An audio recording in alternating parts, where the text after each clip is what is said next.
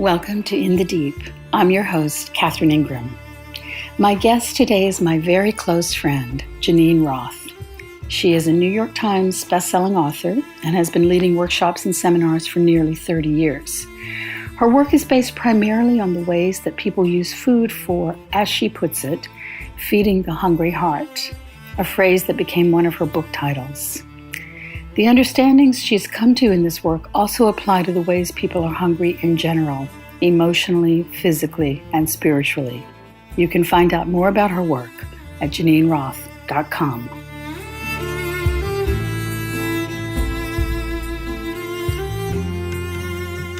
Hi, Geneen. Hi, Catherine. So it's kind of funny to be having this conversation since we've been having it for 15 or 18 years or something. But you and I have been talking a lot over the many years about seeking, about spiritual seeking. And we have explored it from so many different angles. I hope we can remember a few of them today. So you begin. As do I. Yeah. Because it's such an important topic. Yeah.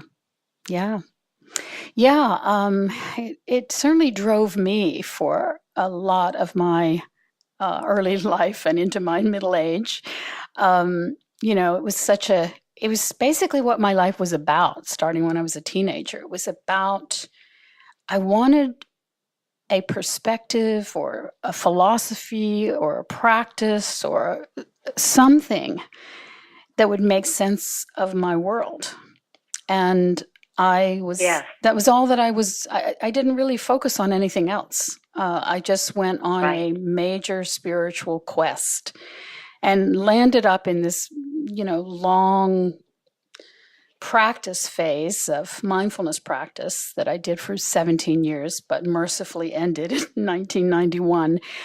But it was all driven by this, motor of discontent and hope that there was something out there that would be some kind of solace.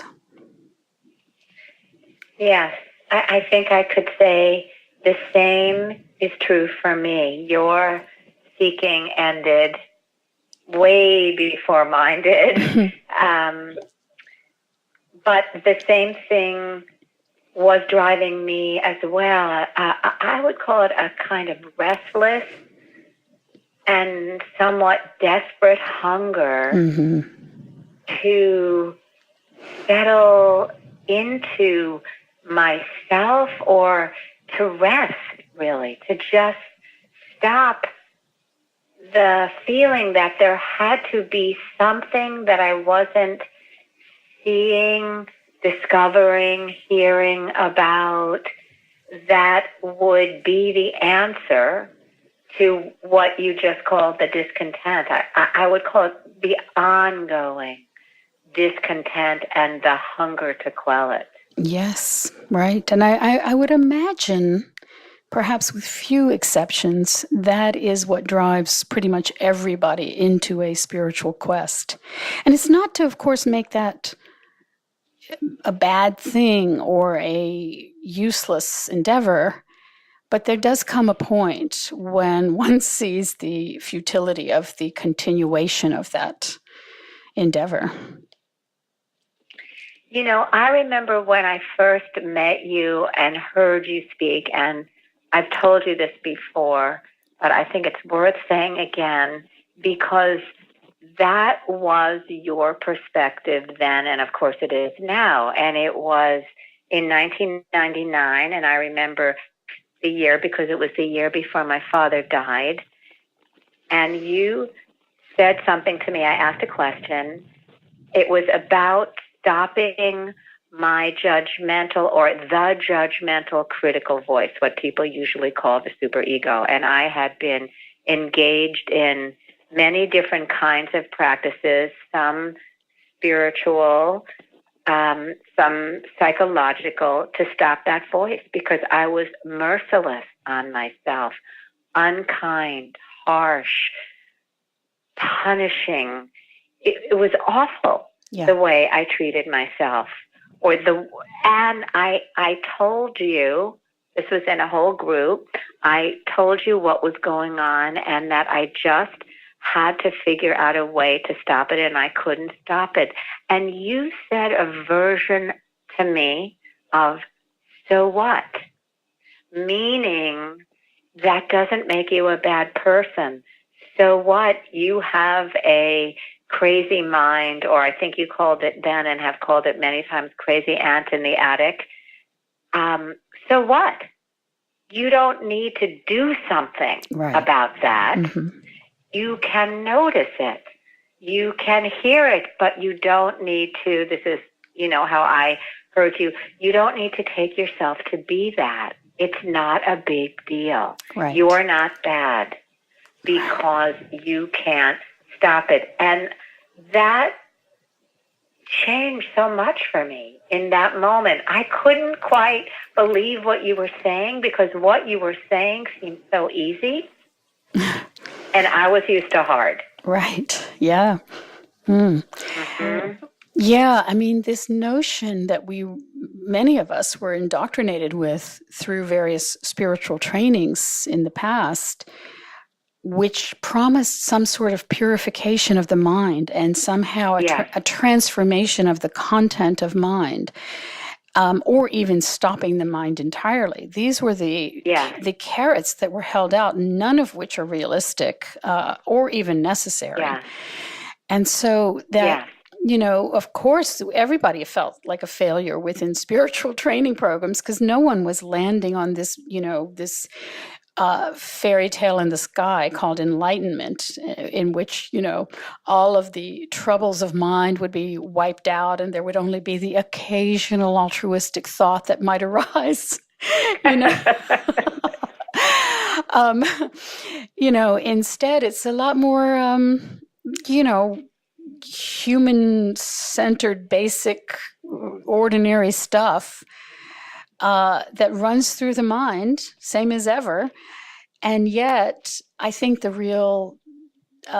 true perspective of any kind of inner spaciousness has to do with the understanding that it doesn't actually matter what the content is at all. It doesn't matter how crazy, depraved, pathetic, pitiful, neurotic, anxious, all of those things, all of which I experience in my own case.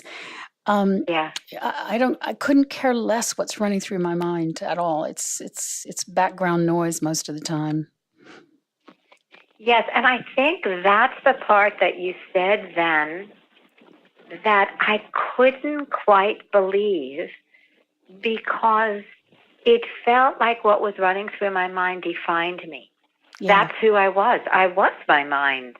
And I had been engaged in Vipassana and had been to so many retreats where I had watched my mind, Vipassana amongst 5 other different kinds of things over a period of many, many, many years, convinced that I needed to stop my mind. And also there was a hierarchy or a progression of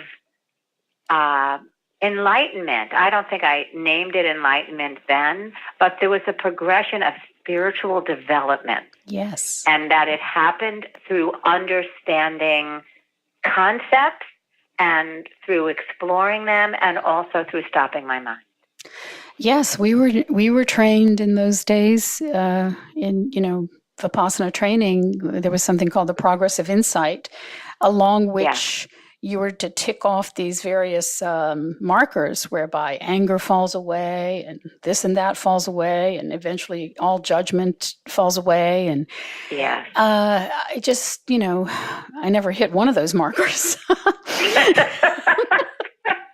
Neither have I. Although I have stopped seeking. That's right. I have stopped. We hit that one. We got there. Yeah. We made it. We're no longer trying to stop the angry thoughts. And what's true, though, is that they do come and then they go and they don't. I notice, for instance, wow, I feel really angry right now, or I hate that person now. I can feel hatred. And then I notice it and I allow it just to come through, to wash through, and realize it doesn't mean anything. Yes, and my position, and it has been all along, is that when there's that kind of what I consider a very healthy relationship to the arising of, let's say, negative mind flow, when there's that kind of relationship, you're actually very free within it and are very unlikely to act upon it. It's only when there's repression and denial and a sort of guilty feeling, and we see this, of course, everywhere we look in terms of people who are proposing one thing and behaving in a very different way, you realize these people are repressing whole parts of themselves, probably in an ongoing way, and therefore it becomes very powerful. Whatever you make a taboo gets power, right? Any taboo thought or object gets a lot of power.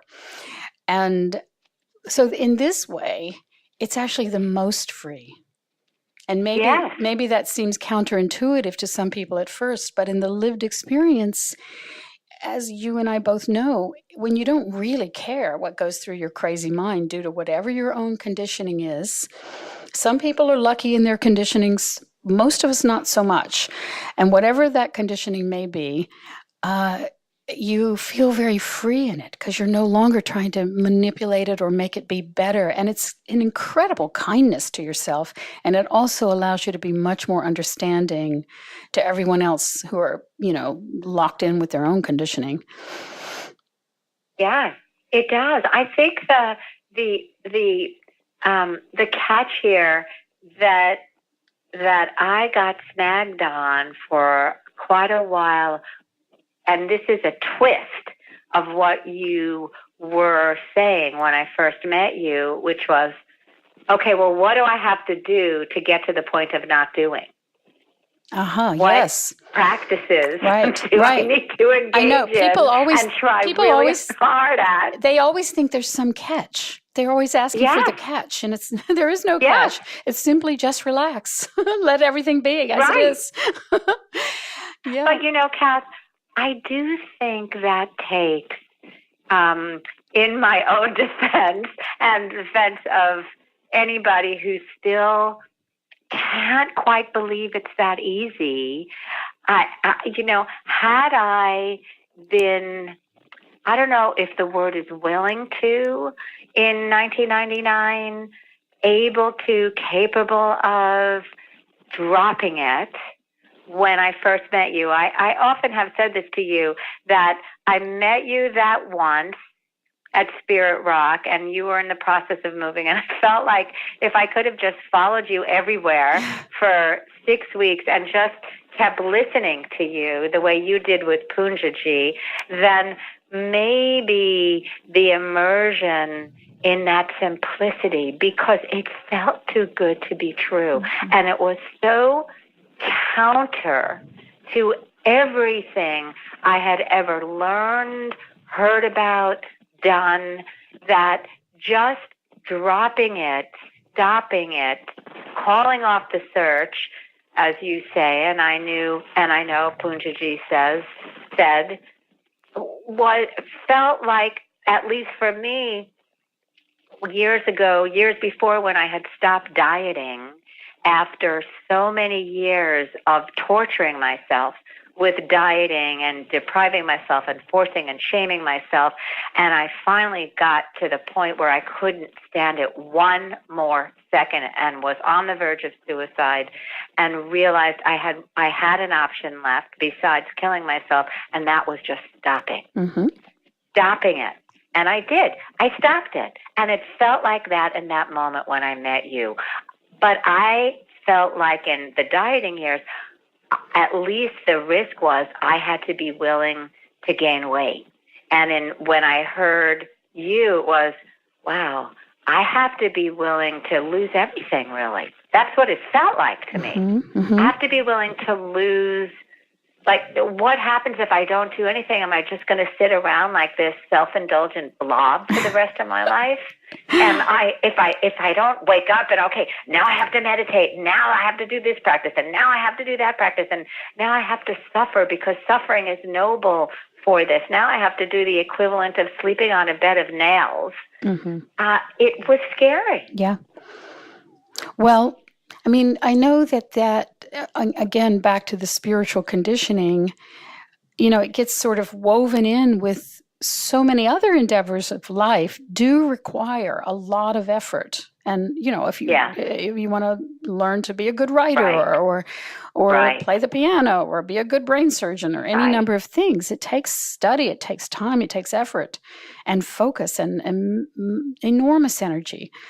But in this understanding, which is so beautiful, and as you use the word simple, whereby you really get that just simply being, just really like any other creature on earth, just being, without having to be a conceptualized being, but rather just, going about in an enlivened taste of this existence, that doesn't require anything else. It's already happening. And what's happening for so many people is that their mind is clouding their experience of that with these ideas. Some people are not on a spiritual quest. They're on a kind of self-aggrandizing quest in various ways, whether it's getting more and having and presenting themselves or getting powerful or famous or having more money, all of those kinds of things that are a different kind of hunger.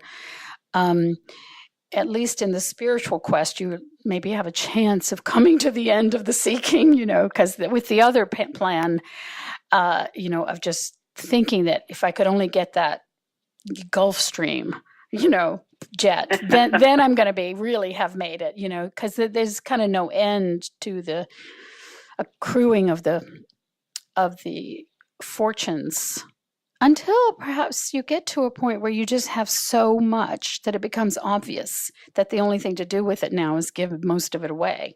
And that's for very few people. Very few people either land at that point or have the kind of good-heartedness to turn to that. But what I'm saying is that in many kinds of hungry realms, the hunger goes on. In the spiritual hunger realm, there can come a point where you just are sick to death of practice, which often has a goal. Practice, the whole notion of it usually has the concept of a goal in mind. Right. And an I who will get there. That's right, exactly. And so, that aside from that kind of confusion, there can come a point where one is just weary from all of that and then much more open to hearing, is there an easier way? And there can be just a momentary flash, because obviously when you heard that in 1999, something in you did accept it, even though you're saying it was hard to believe, but something in you was drawn to that in a very powerful way, such that has become your interest and lived experience since then. Yes, my heart relaxed. Something in me settled down. I felt like I was like a cat who was walking around with her hair standing straight up and her tail straight up in the air. And when you said that, it was as if all that fur got smoothed down and the tail went down, and it was a breath, and it was wow, and yes, and it took me a while more, took more linear time, another 10 years or so, before I got weary of that, before something in me, from listening to you so much and other teachers that I loved and happened to just come into contact with, something just said, or not even to just recognize, I'm done with that search. I'm done with it. Or it's done with me. Yeah. It's just over. Yeah. Yeah, it's like that Zen story of, you take the boat across the river, but then you don't have to carry the boat once you get to the other side. And even the recognition of there really was never a need for a boat, actually, but except that for some of us there was, because we couldn't hear the simplicity before that. I mean, some people actually can hear it. Yes, I know. I've grilled you on this many times. Yeah. Because I have said to you, well, what does it take? Do you have to get sick, and weary? Do you have to have meditated for 30 years? Do you have to, and what you've said to me is, not necessarily. Some people can hear it right away. And I've asked you this before. Well, what if you hadn't spent 17 years doing Vipassana? And your answer to me was, it's a moot point because I already did. But some people don't have to do that. Yeah, because I've met them, and I think you have too. Yes. I've met many of them who never did practice. And I have to admit, I have met people who think they understand the simplicity, who sometimes I wonder perhaps they could have used more mindfulness practice because their mind, you know what I mean, that their minds are jumping around a lot and are not really clear and focused, So, it's really case by case. So I don't really want to, put forth a condemnation of practice or of all of that. It was a boat that I definitely used to get to a point where I saw that I don't have to keep dragging around this boat.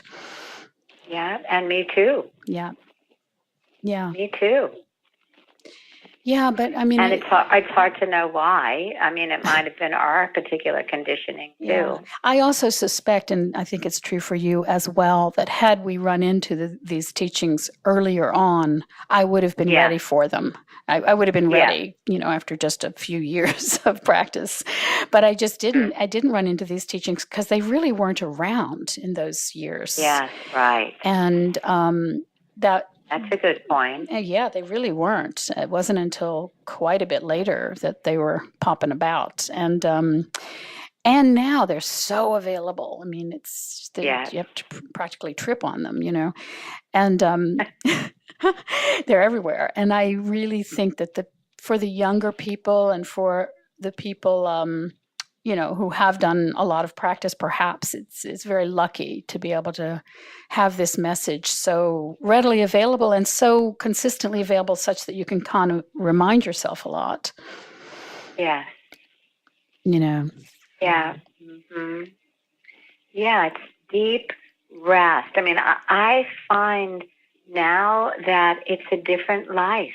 Yeah. It's a different life when I'm not seeking, when I'm not looking for the answer out there, for the next thing, convinced that somebody that I haven't yet met or that I have, but I haven't quite been able to follow their teachings has that answer. There's nothing to find now. There's nothing to look for. There's no place to go. No, I know. Nothing to do.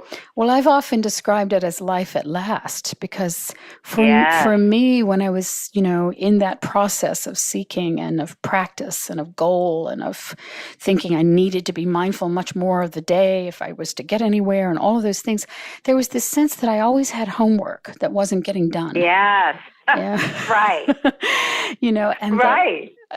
And now it's just as you're describing, I'm just flowing along in my life just as it is. There's not a sense that something's missing or something's not being handled, or it's a completely irrelevant concept that I actually haven't even lived with for now many, many years, Yeah. It's hard to even remember what that felt like, in fact. Not hard for me. I think I spent a lot longer than you thinking that I had homework and that I was going to get a gold star. Yeah. Somebody was going to give me a gold star for doing it well. Right, as if somebody's tracking it, as if there's anybody anywhere or any being tracking it. It's ridiculous. Yeah, that's right. Yeah, only you are tracking it. Yeah. Yeah. Well, may it become a distant memory, my dear. I think it's on its way to that. I think so too. Oh, yeah. Yes, and it's a blessed release. Oh, because the fever is gone, the feverishness and the franticness and the hunger is gone.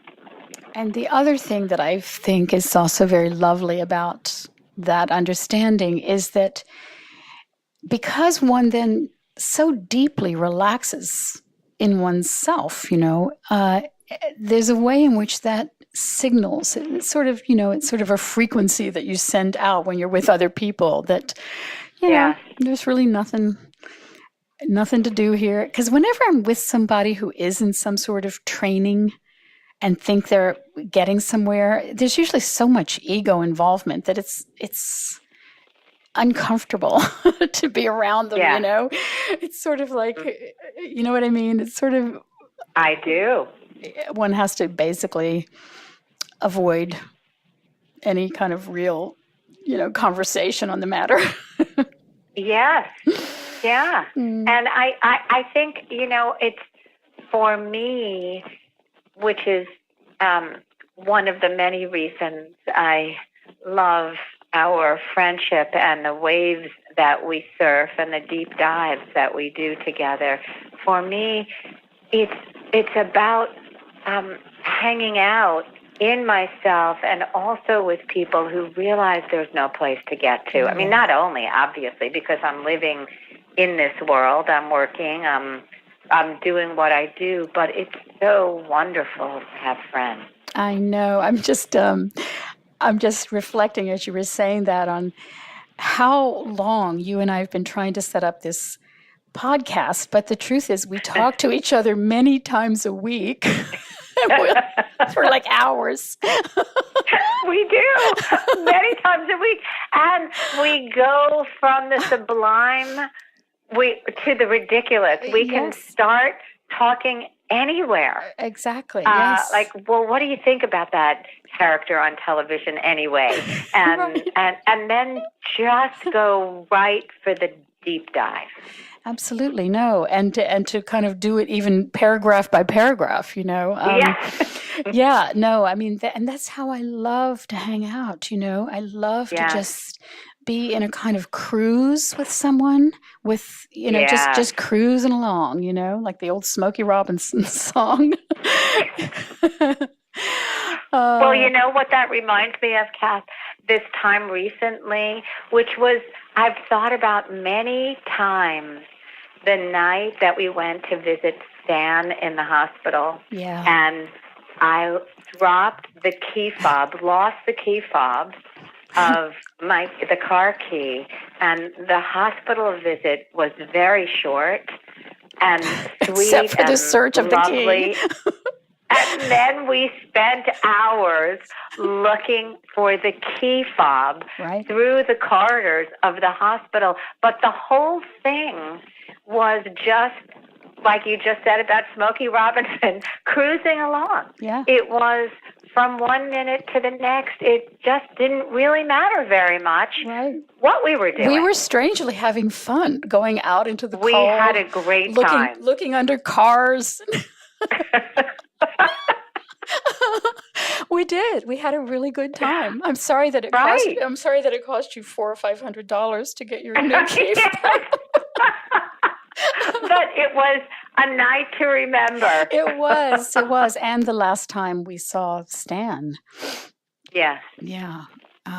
It was quite beautiful, Stan.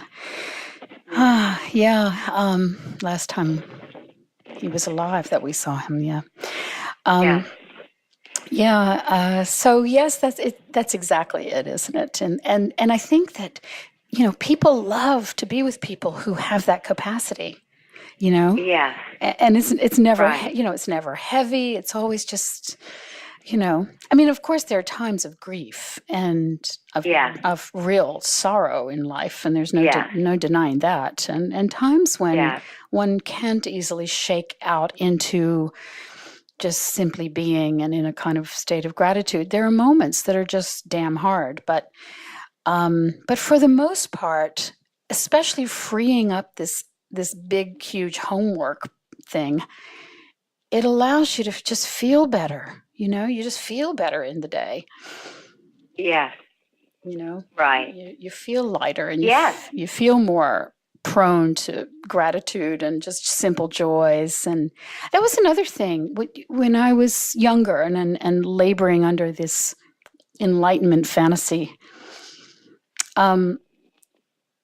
Simple joys were sort of discounted because you were waiting for something much more glamorous and big, so you kind of overlooked simple joys. Yes. And right. now I realize those are kind of the only joys to be had. Yes, that's right. Yes. Yeah, it's true. Those are where the sublime is. Yeah. In color and sound and being with a friend and a good meal and laughter and just any little thing. Playing with the dog and playing with the dog. Playing with the dog. Yeah, yes. all those kinds of ways of being that are just so basic. And that maybe a lot of people in the world, maybe in simpler cultures that are not as driven as our culture, not that they're simple exactly, but that they're not as driven. Maybe they have access to this way of being. But let me just go to one other point about this, which is something I've thought a lot about.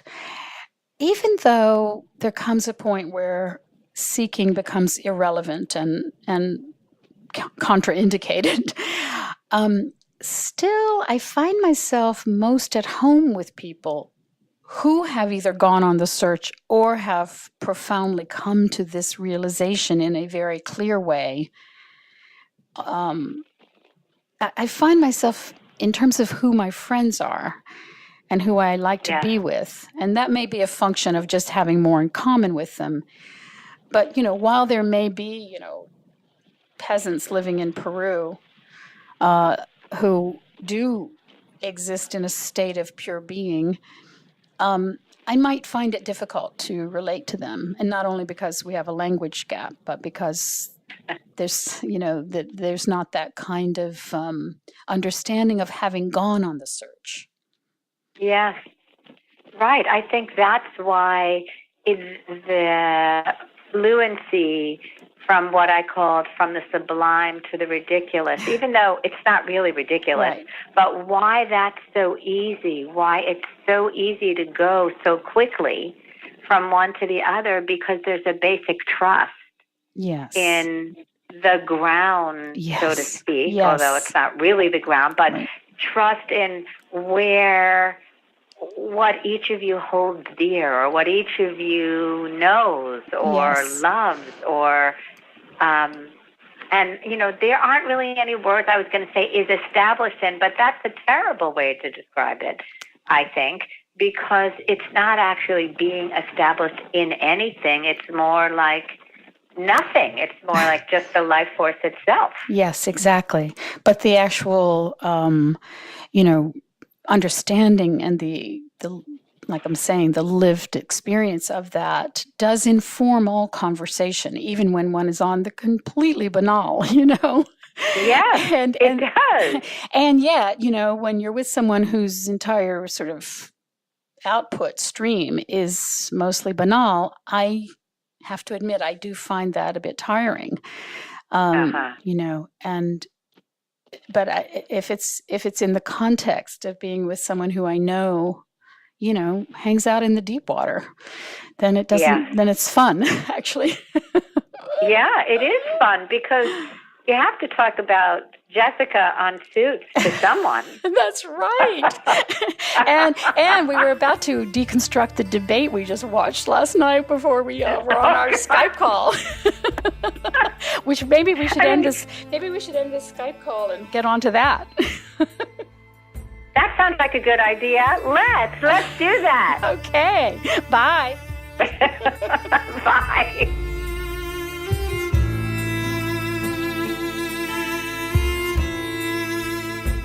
This has been In the Deep. To support these podcasts, you can subscribe to this channel on iTunes or post a review there. If you'd like to know more about my work, book a private session, or make a tax-deductible donation for the ongoing production of the podcasts, please visit katherineingram.com. Till next time.